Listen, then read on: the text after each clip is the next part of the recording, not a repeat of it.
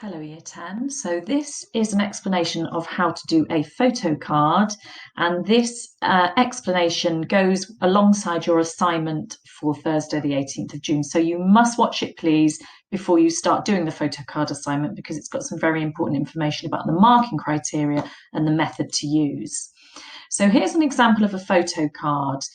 You would just be given a photocard in the exam, depending on what topic you've chosen for your general conversation, what theme you've chosen. So you don't have a choice over what photocard is coming. You've got a photo and you have to be able to describe the photo. The first question will always be this, qu'est-ce qu'il y a sur la photo? What is there in the photo? And then there'll be two other questions. So you're going to have three questions underneath the photo. There are two further spontaneous questions, but they are spontaneous, so you don't get to see them, and the examiner just asks you them after he's or she's asked the first three questions that are here. So the first one, what is there in the photo? And then subsequent questions. You ought to be looking at the tenses in the subsequent questions and where the opinions will come up, so that you make sure you get a good coverage and a good range of language. Okay, so you have a mark scheme and it's marked here out of 15. This is the assessment criteria. Now, as it's a photo and photos are developed, you must remember to develop your answers. Remember, we said that earlier today, that the role play is like pretend you don't know the person, you bump into them in the street, and it's just a basic exchange where you stick to the point and you're really clear and short, simple answers, whereas this one is the development because it's a photo. So we've got the word develops here in the top of the criteria. You reply to all questions clearly and you develop most answers. Now, we've just put a little box up here to show you what a development is. You know what a development is really, it's just adding more information. And we've put the suggestion that a simple response would be one piece of information, increasing with a bit of development, and then if you give a simple response, so you answer the question with a development and an opinion, that is considered really to be developing your answers, and obviously saying more if you would like to, but you only have up to 3 minutes, so you don't want to be saying too much so you don't get it all in. Okay, you give and explain an opinion, and you do this for all answers for the 5 questions to be in the top bracket, and it is clear. So you're not saying a load of stuff you don't really know what to say, you really stick to what you know. If you don't give an opinion, so in 7 to 9 marks, you give an opinion. If you don't give an opinion, then you can only get up to the 6th bracket here. So don't just keep it descriptive, you've got to make sure that you're giving an opinion. I would try and give an opinion for every single answer. Then for 10 to 12, you give and you explain an opinion. So you give a reason with that, like parce que, and other ways to give reasons. And notice that you are being marked on communication. So there's nothing in there about range and accuracy, although it has got to be clear, but you are being marked on your ability to talk and to develop your answers. Okay. So what method are we going to use to be able to do this? So this is one that Jess quite rightly pointed out that you've met in year 9, which was the palm method, where you, for the first question, you describe the people, so who is in the photo, or what is in the photo, the action, so what are they doing, your verb will be in there, where is it located, and this is quite important, the mood. And really, because you don't just look at the photo, you could look at any photo and say, there's a man, there's a woman, there's a house.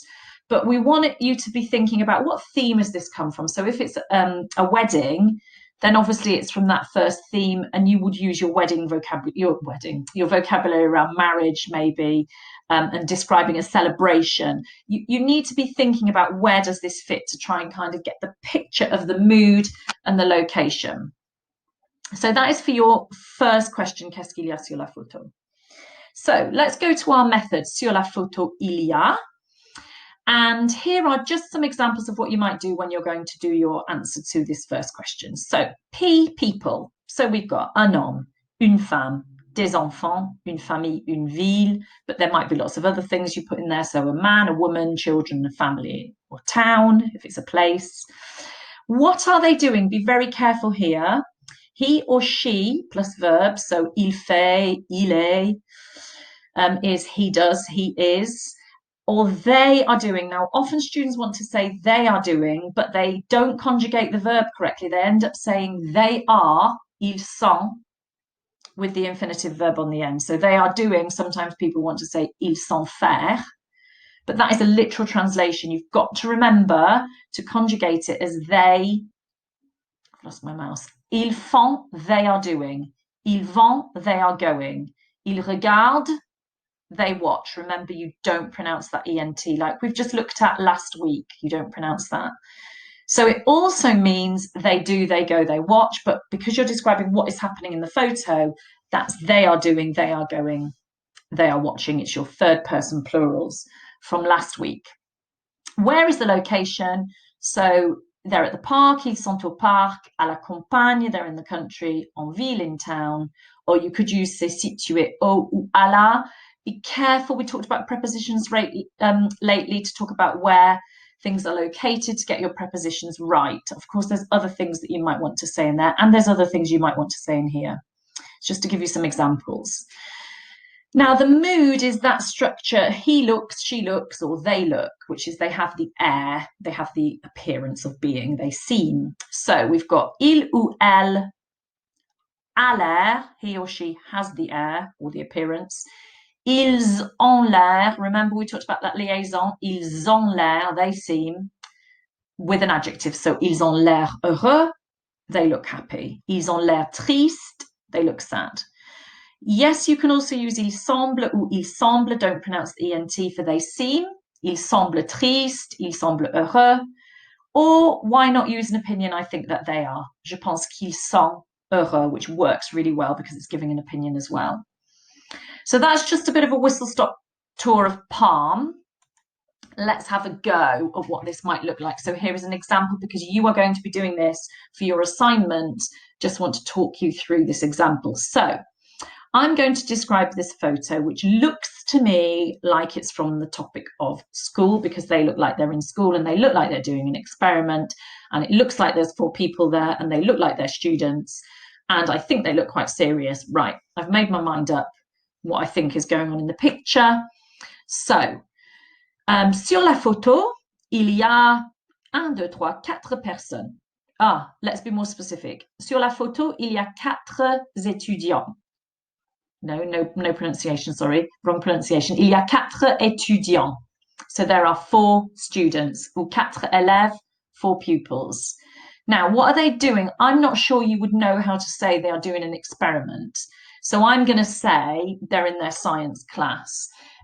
Ils sont, or in their science lesson. Ils sont dans leur cours de sciences.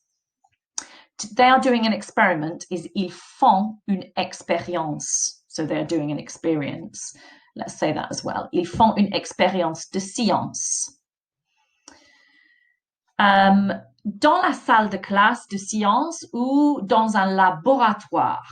So in a lab. How do they look? I think they look like they're hardworking. So, ils ont l'air travailleurs et je pense qu'ils travaillent dur et sérieusement. So, I think they look like they're working hard and seriously. So, I said my people, il y a 4 étudiants. Ils font une expérience de science. They're doing a science experiment. Ils sont dans un laboratoire au collège. They're in a lab. Je pense qu'ils travaillent dur ou ils sont travailleurs. So I've given my opinion of what they're like. Or ils ont l'air travailleurs, I think I said. So there's 4 things. Great answer that, wasn't it? Because I included all of the information from Palm and I definitely developed my answer. I would still try and give an opinion with that. I think I said at the end then, je pense qu'ils sont travailleurs. I think that they're working hard. I might add another opinion. Personnellement, j'adore les sciences. I might have added that on the end as well, just to show that I can put an opinion in there. Okay, that's my first question done. I've described using Palm, people, action, location, and mood. Great. My next question is about if I prefer science or languages. Tu préfères les sciences ou les langues? And I've got to explain why. So I would answer that question. You know how to do that already. Tu voudrais continuer les études? That should be making me think, what tense is that in? Oh, it's the conditional. Do you want to continue your studies? Why not? I've got to be ready to answer that with a reason because it's asking me why and why not. I would then have two spontaneous questions from the examiner that I don't know what's coming, but I'm going to guess maybe something in the past that hasn't come up, like my work experience last year, maybe something about my future plans. Okay, that's it. That's the example. So moving on to your task now for the 18th of June. So here is your photo.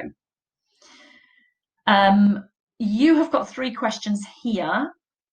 Qu'est-ce qu'il y a sur la photo is the first one. You are obviously going to use this method to help you. So come back and look at this slide to describe what is in the picture. We've got another opinion phrase here. So do you prefer to go on holiday with your family or your friends? You've got to explain why. So you've got to give a reason why. And then be looking out for the tenses. Où es-tu allé? Past participle, accent aigu. And we've also got a l'année dernière. So that's telling me it's the perfect tense. Where did you go on holiday last year? So I've got my three questions. And in the exam, you have got preparation time at the beginning, 6 minutes, well, you've got 12 minutes. So maybe 6-minute prep on the role play, 6 minutes on the photo card. You will have time to prepare your answer to these questions, these three questions. And then the other two you would do spontaneously in the exam. You can start thinking about what they are. Obviously, we said that already. So what I've given you for your assignment is this. I have given you this picture with the three questions, but I've actually put on there the examiner's 2 extra questions because I want you to practice all of them. So I want you to write the answers to all of them. So what is there on the photo? Where do you prefer? No, do you prefer to go on holiday with your family or friends? Sorry. Where did you go last year? Here we go. Look, conditional. What would be your ideal holidays? And then this is asking for your opinion. According to you, are holidays important? Why or why not? That's a great opportunity to do positive and negatives. Remember, we've done that work on advantages and disadvantages. That's a good opportunity for you to say why they're important or why they're not important. Finally, I've put in there the 4 questions on travel and tourism, which you should be able to answer really well now. What do you normally do on holiday? What did you do recently? What would your ideal holiday be? In fact, it's almost the same as the photo card. And have you already visited France? I just want you to make sure you've written. You can reuse the photo card answers if you want for a couple of those. I just want you to make sure you've written answers to those questions for when they come up in the exam. And that is it. So good luck for that on Thursday. Do remember to hand your assignment in, and do please use that little structure there, that method, to help you with your first question of the photo card. Good luck and thank you. Bonne chance.